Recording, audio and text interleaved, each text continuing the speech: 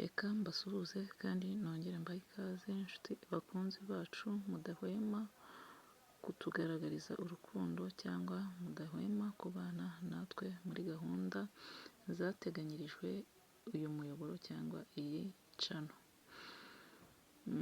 Aho muherereye hose nizere ko Uwiteka Imana akomeje kubarinda kandi natwe nubwo araturinze, nubwo Satani aba akomeza kuturasa imyambi ariko yaraneshejwe.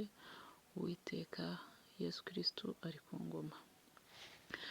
Reka nanone nk'uko bisanzwe dutangize dusenga twiragiza uhoraho, dusabirana kuko niyo gahunda ni nayo ntego twashyiriyeho uyu muyoboro. Nkomeza kubashishikariza uwifuza kubana natwe, turi hafi gukora gahunda yo kuzajya dusenga twifashishije live kuri YouTube nyine, cyangwa se tugahana umunsi ababishoboye, umunsi n'isaha ababishoboye tugahura tugasenga kugira ngo dukomeze tubone gutabarwa kw'Imana cyangwa dukomeze tubone ubwiza bw'Imana. Gusenga bikingura ijuru, gusenga birabohora. Ngaho reka twicishe bugufi dusenge. Data twese uri mu ijuru, turagushimye kuko uri Imana y'imbabazi, Imana idatererana abayishaka. Uyu munsi nje imbere yawe nsabira umuntu wumva nta cyizere agifite, umutima we warakomeretse, amarira yarabaye inshuti ye, ndetse akibaza niba hari uzongera kumwumva. Mwami Yesu, ndagusaba ngo umwegere mu gihe abantu bamutereranye, wowe umwereke ko utamutererana. Mu gihe yumva ubuzima bwe nta gaciro bugifite, umwibutse ko yaremwe mu ishusho yawe kandi afite agaciro gakomeye imbere yawe. Mwami Imana, hari ababuze akazi, hari ababuze abo bakundaga, hari abarwaye, hari abafite imyenda ibaremereye, yemwe hari abafite ibikomere by'umutima, hari n'abarira mu ibanga badashaka kubwira umuntu n'umwe ikibazo bafite. Data, gira icyo ubakorera uyu munsi. Ndagusaba ngo usimbuze amarira yabo ibyishimo, usimbuze ubwoba amahoro, usimbuze kwiheba ibyiringiro bishya. Aho bumva inzugi zose zifunze, wowe ubakingurire inzugi zitigeze zifungurwa n'umuntu. Aho babona umwijima gusa, ubereke umucyo wawe utazima.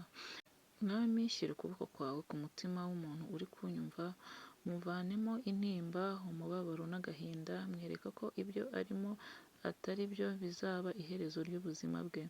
Umwibutse ko ibihe bikomeye bihita, ariko isezerano ryawe rihoraho iteka ryose.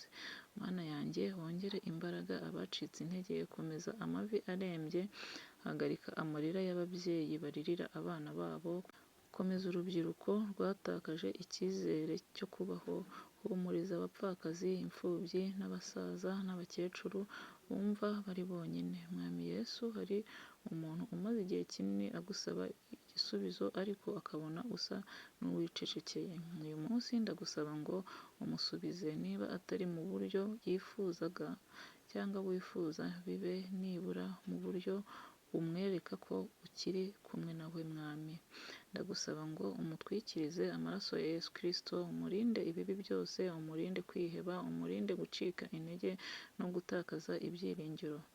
Ahabwe imbaraga zo gukomeza urugendo kugeza abonye ibyo wamusezeranyije.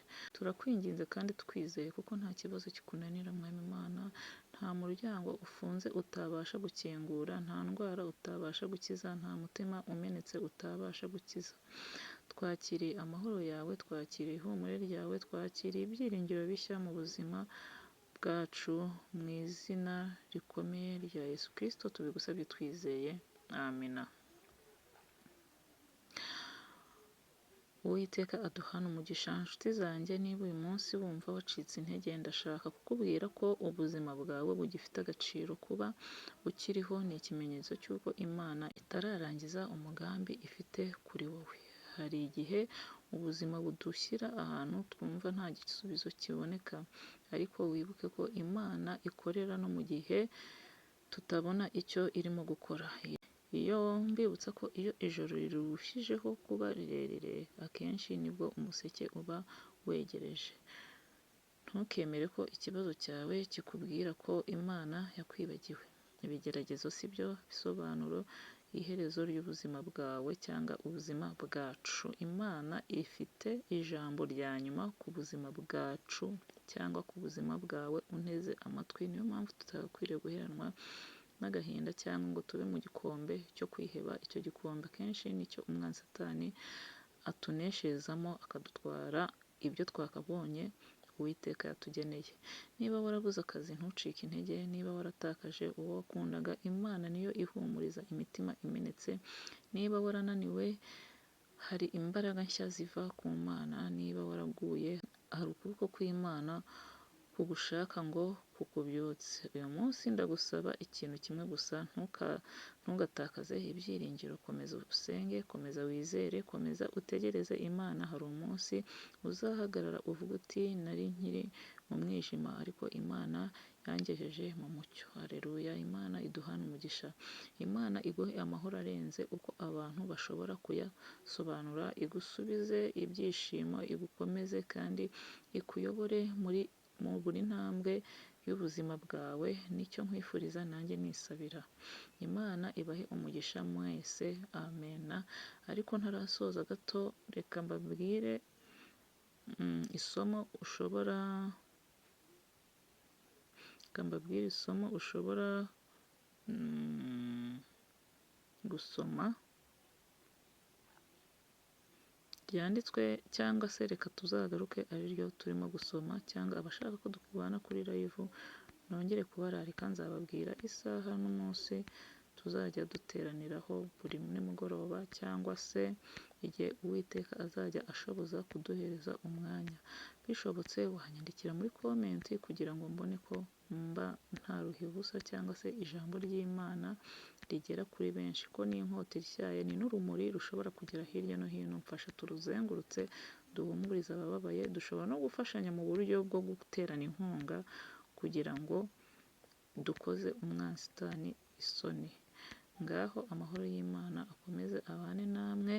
Nzagaruka dusoma cyangwa tuvuga kuri Zaburi 34 igice cya 18, igice cya 34 umurongo wa 19 kugeza kuri 20. Murakoze, mukomeze mugire ibihe byiza. Bye bye.